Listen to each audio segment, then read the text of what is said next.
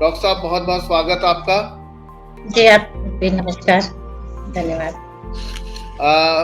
जैसा कि आपको मैंने बताया कि तिलका मांझी जयंती पर हम उस वीर सपूत को याद कर रहे हैं। दुर्भाग्य यह है कि नई पीढ़ी अभी उनसे बहुत ज़्यादा संज्ञान में नहीं है और हम चाहते हैं कि ऐसे वीर योद्धा की कहानी हमारी युवा पीढ़ी के लिए प्रेरणा बने। तो इसी विषय पे आपसे कुछ जानकारी लेना चाहेंगे। तो सबसे पहले मैं आपसे जानना चाहूँगा कि तिलका मांझी कौन थे और उन्हें किस लिए याद किया जाता है, इस पर थोड़ा सा प्रकाश डालिए। देखिए, तिलका मांझी हमारे आदिवासी समाज के बहुत सारे योद्धाओं में से एक थे। जैसे बिरसा मुंडा हैं, सिद्धू कान्हू हैं। ये इन लोगों ने समय समय पर इतिहास में जो उनका समय दर्ज है उनमें उनका महत्वपूर्ण योगदान रहा और वो निरंतर स्वतंत्रता की लड़ाई में अपना महत्वपूर्ण योगदान दिया। तो तिलका मांझी 11 फरवरी 1750 में इनका जन्म हुआ था और इनका एक उपनाम भी था जिस इनको पहाड़ी लड़ाका सरदार रमन अहाड़ी और अमड़ापाड़ा प्रखंड पाकुड़ संथाल परगना के आमगाछी निवासी करिया पुजारी और सिंगारसी पहाड़ी निवासी जबरा पहाड़ी के नाम से भी इन्हें जाना जाता है। और इनका स्वतंत्रता संग्राम में के योद्धाओं में एक महत्वपूर्ण स्थान है। और उस समय की जो परिस्थिति थी, उस समय अंग्रेजी सत्ता के विरोध में किसी को आवाज उठाने की जहां लोगों को हिम्मत नहीं होती थी, उस समय ये एक आंदोलन का एक क्रांतिकारी भावना को लोगों में जगाने का इनका एक महत्वपूर्ण योगदान रहा।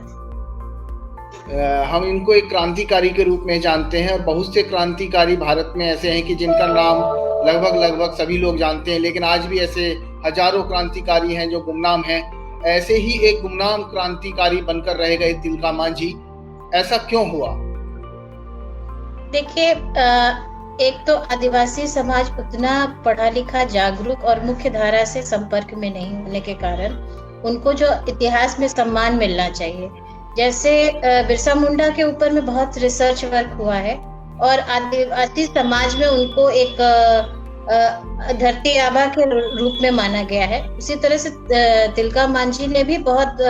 योगदान दिया क्रांतिकारी आंदोलन में, लेकिन चूंकि इस पर बहुत सारा रिसर्च और मटेरियल नहीं होने के कारण, साथ ही पीढ़ी दर पीढ़ी इसको जो कैरी फॉरवर्ड किया जाता है अपनी परंपरा और संस्कृति और ये को,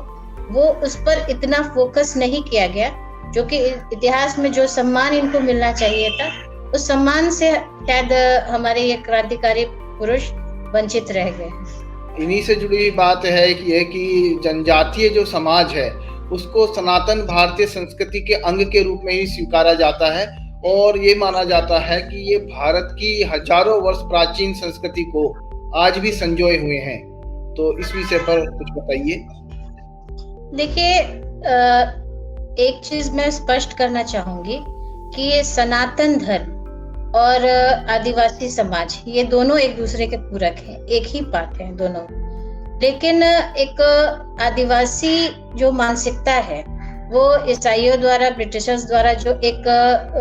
फूट डालो राज करो की नीति के तहत उन्हें आदिवासी समाज को मुख्य धारा से अलग किया गया और ये सीधे साधे मासूम होते हैं और समाज में चूंकि सामान्य तरीके से घुले मिले नहीं होते हैं, तो इन्हें एक अलग एक कैटेगरी में बांट दिया गया, जिसके कारण ये आदिवासी अपने आप को, जब भी आप किसी आदिवासी से पूछेंगे कि आप आदिवासी हैं, सनातन हैं, हिंदू हैं, वो बोले कि नहीं हम लोग आदिवासी हैं। तो ये जो मानसिकता उनके अंदर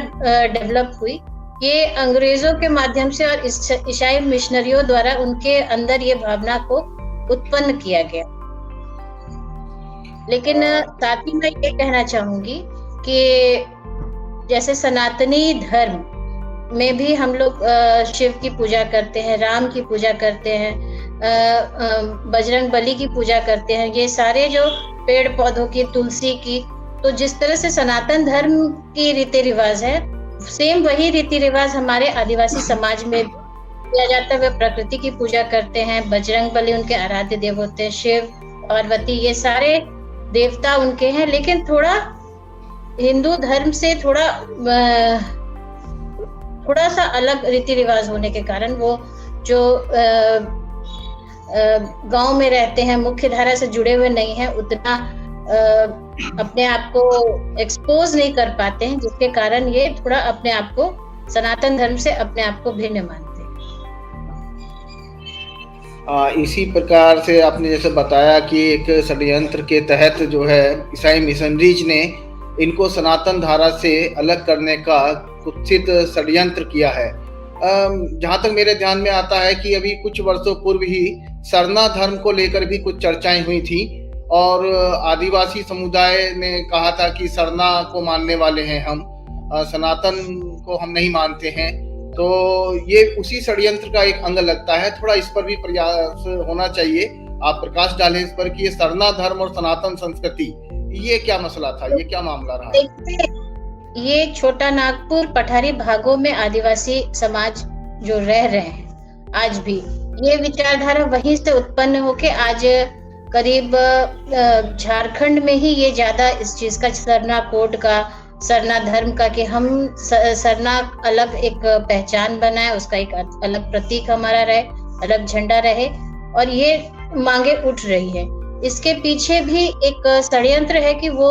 अपने आप को जनरल से अलग मानते हैं और जनरल के साथ इंटरेक्शन नहीं करना चाहते हैं, इसलिए वो अपना एक अलग वजूद मानते हैं। जिस दिन उनको ये समझ में आ जाएगा सरना हो या सनातन हो, दोनों एक ही चीज है, दोनों ही प्रकृति पूजा करते हैं, दोनों के देवता एक हैं, रीति रिवाज एक है, धर्म संस्कृति एक है, प्रकृति की पूजा दोनों करते हैं, इष्ट देव दोनों करते हैं। ये बात जिस दिन इस चीज को समझने में और लोग समझाने में सफल हो जाएंगे, ये सरना की बात कहीं नहीं आएगी। बहुत अच्छा आपने बताया कि किस प्रकार से सरना का नाम का भी अगर हम उपयोग करें तो भी वो सनातन की तरह ही है, उससे कोई अलग नहीं है। आप ये भी बताइए कि जैसा आपने अभी बताया कि उनको देश की मुख्य धारा से अलग करने के लिए कुछ लोग इस तरह का प्रयास कर रहे हैं, उनको सामान्य जन से नहीं जोड़ना चाहते हैं, देश की मुख्य धारा से जुड़ने देना नहीं चाहते हैं। तो ऐसे जो जनजाति बंधु हैं जो बड़े ही सरल हैं, भोले स्वभाव के हैं, वो इनकी बातों में आसानी से आ जाते हैं। तो ऐसे हम लोगों को या समाज के जो जागरूक नागरिक हैं उनको, या राजनीतिक रूप से आप भी बहुत सक्रिय हैं, तो ऐसे कौन से कदम उठाए जाने की आवश्यकता है जिससे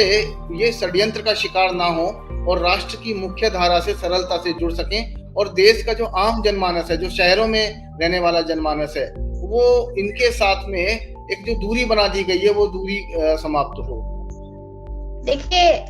आदिवासी समाज जो है वो बेसिकली बहुत अभावग्रस्त जीवन जीता है। गांव में रहता है, शिक्षा का स्तर बहुत अच्छा नहीं है, स्वास्थ्य बहुत अच्छा स्तर नहीं होता है, और तरह तरह के वो जादू टोना और इस तरह की कुछ क्रियाओं के द्वारा उनके मनोविज्ञान पर बहुत प्रतिकूल प्रभाव पड़ता है इन सब चीजों का। साथ ही जैसे हमारे खो, मुंडा हो, संथाल, भूमि, उरांव, ये सारे जो जनजाति, विभिन्न जनजातियां जो बिहार झारखंड में अभी भी एग्जिस्ट कर रही हैं, उनके बीच में जो एक तरह से देखा जाए तो वो अपना